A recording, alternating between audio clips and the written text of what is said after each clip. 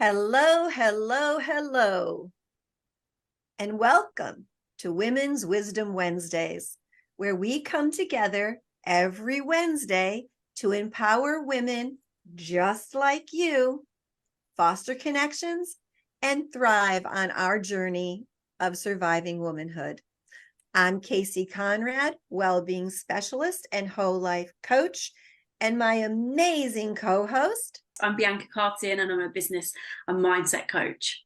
Thank you.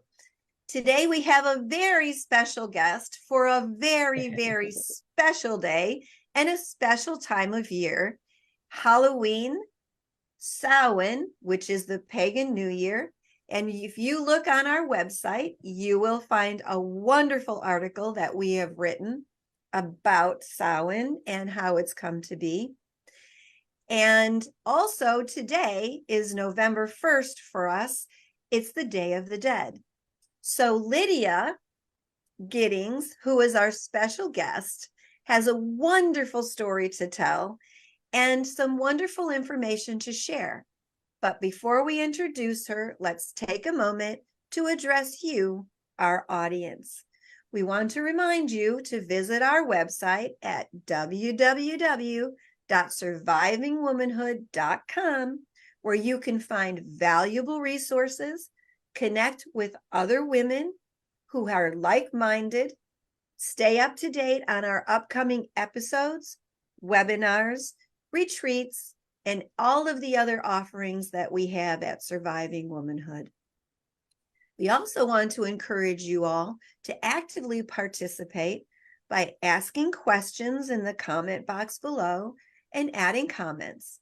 If you have a story to share, we would love to hear it. This is a safe space for us to learn and grow together. We'd also like to ask you humbly to share your favorite episodes. You never know who out there might need to hear these inspiring stories. So now, let's meet Lydia. Hello, Lydia. Hello. Hi. Lydia is a practicing eclectic witch. How appropriate for this wonderful time of year. She owns the Broom Closet and Healing Haven, 2 locations, one in Burlington and one in Fort Madison, Iowa. So she's neighbors with me. I love that. Yes. She's the founding member of the Sacred Earth Society, a tribe of like-minded souls who come together to share and to support each other's individual spiritual path. Lydia's story is a testament to strength, perseverance, and just stick-to-itiveness. She's going to be discussing her personal journey as a witch and her experiences having been there. This is more than a story. And let me know, Lydia, is there anything else that I've left out? No, I think you covered it well. Wonderful. Thank you so much. We're so privileged to have you here today, and we're sure that your journey is going to serve as an inspiration to many. I know there are a lot of practicing witches out there who may be new, may be on their own, might not have any idea of how to reach out to others. So hopefully you can answer some of their questions today. And for those who don't know anything about witchcraft or witches, we would like to let them know more about that and to have some information that they might be surprised to hear. So let's begin. So Lydia, can you share some of the challenges you've encountered during your life's journey as a witch and how you've managed to find strength to go on and share with others and to endure through your concerns and challenges and finally come to this wonderful place where you are of acceptance and fulfillment? I would have to say that I also am a transplant to Iowa. I was married to a soldier for 24 years. He, when we retired, we came back to this area. After a year, we split. So my biggest challenge coming to the Midwest, I was raised in Southern California, I was a little bit more open-minded, was finding a place for me. I was a mother of six, still am. I have six beautiful children. I have nine amazing grandbabies. But my identity as being their mom has changed because they're adults. So I had to find my space, and being in this area and practicing what I practice. It's not the typical. I never say normal because for me, this is very normal. So I say non-typical. So I met this beautiful woman in 2010. She became my mentor. She has, since passed on. But we created this community here. We just started with three of us, just welcoming people in, accepting people where they are, and just trying to create a space where everybody is welcome. I know it sounds very, I don't know, it doesn't sound like it's something that we can do, and it sounds very kind of childlike, where everyone it can be friends and just, but it's true. We have that here in Southeast Iowa. Our Sacred Earth Society, we have well over 500 people on the page. It is a private page on Facebook that I'm the only admin because I watch it. I'm very protective of the people around here because a lot of people are searching. As a woman in this area, or in this world today, it's a difficult time for us. But finding that feminine energy and that feminine power within you helps with the day to day.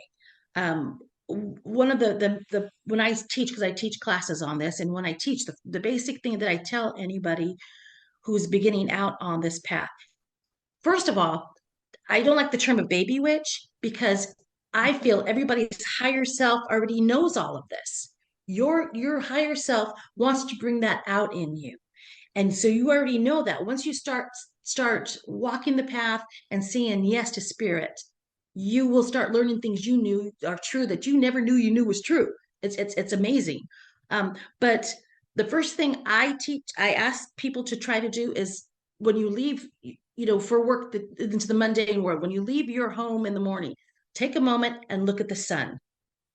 It doesn't have you have to say anything fancy, no incantations. Just look at the sun, take a few deep breaths, and then go on with your day. Just that small little mindful action reminds you that you are part of something so much bigger than what you're stepping into in that day. I was a dental assistant for 16 years. And I was a pediatric dental assistant, so I had a lot of children who were scared. And of course, it could be very stressful.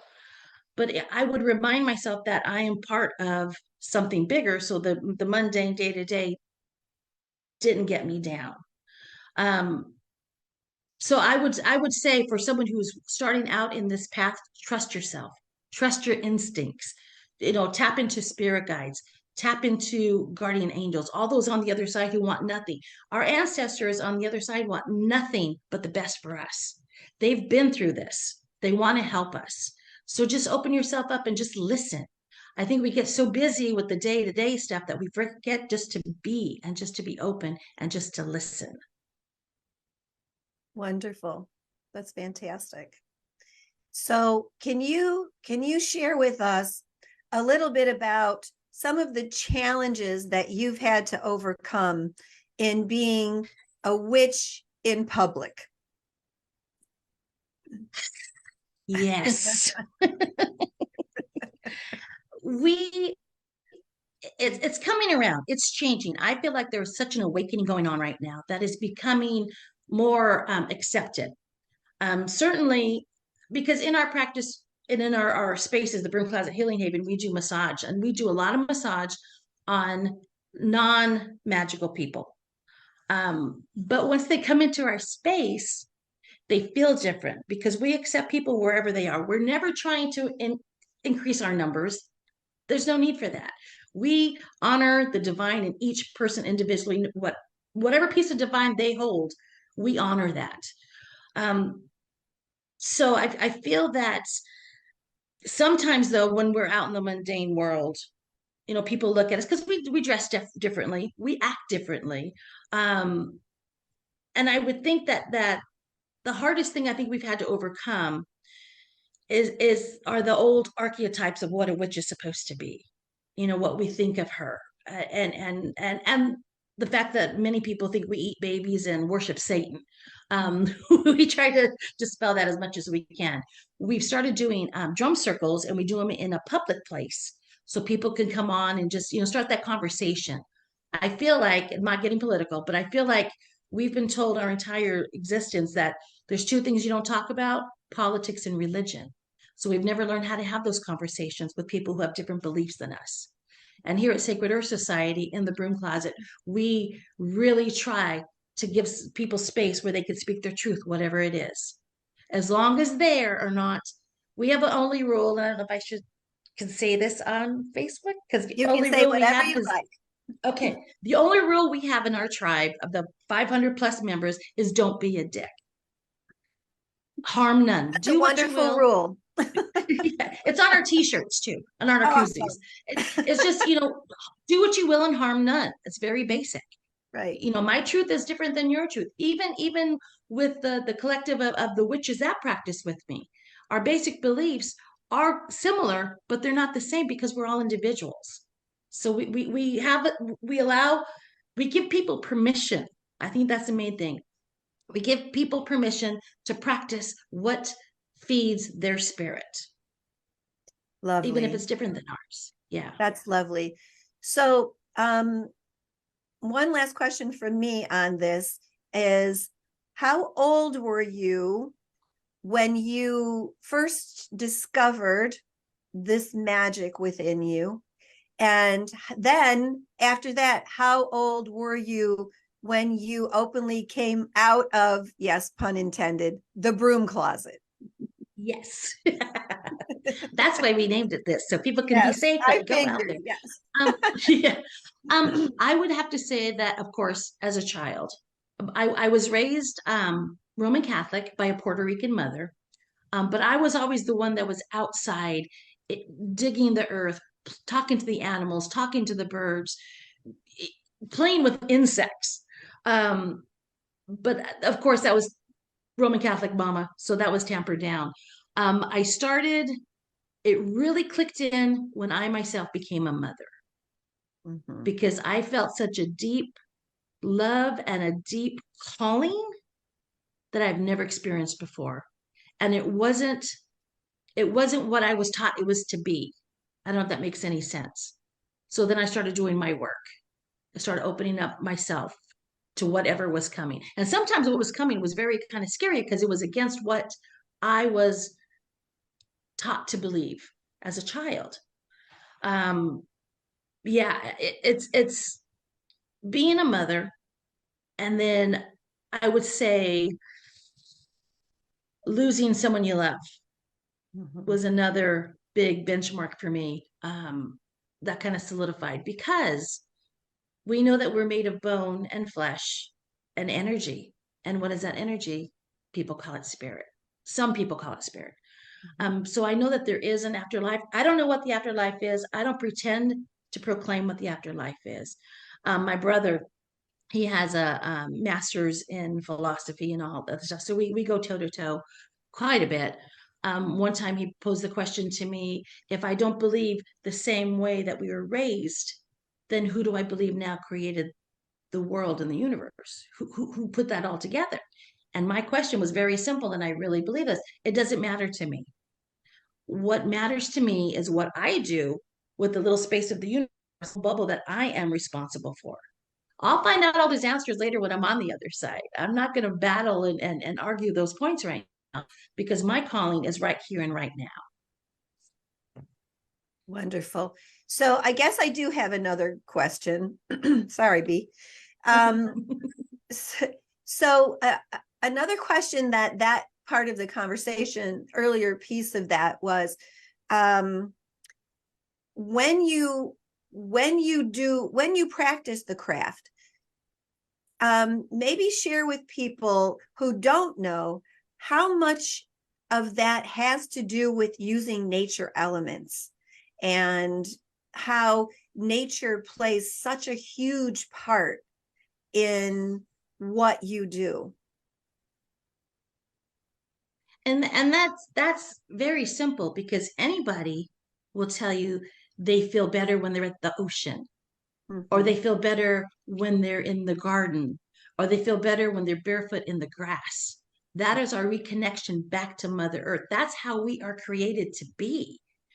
And there was a there's a lot of paranormal stuff around here in Burlington, Iowa, and I have a really good friend who has the Burlington, Iowa Paranormal Group. And we decided my granddaughter wanted to go look for one of these local ghosts called Lucinda. So, okay, let's go. And I tell you, it was on the dark moon. We were out there just doing our paranormal investigation outside in this ravine. And as we're sitting there was such a calmness and such a hush that came over everybody, because we're there in the darkness. Of course, we had flashlights because we wanted to be safe. Um, but just being part of that darkness, it was very, very soul filling. We use in all of our practice, we use the crystals, we use incense, we use herbs, we use dirt, and as children, we collected rocks. Why did we collect rocks? We didn't even know why. Why are we drawn, like I said, to the ocean? Why are we drawn to the woods? Why is it when world gets so busy and so crazy, we try to find a place to go to escape to? Because in our being is that yearning to be back into touch with nature, because we are nature beings. Mhm.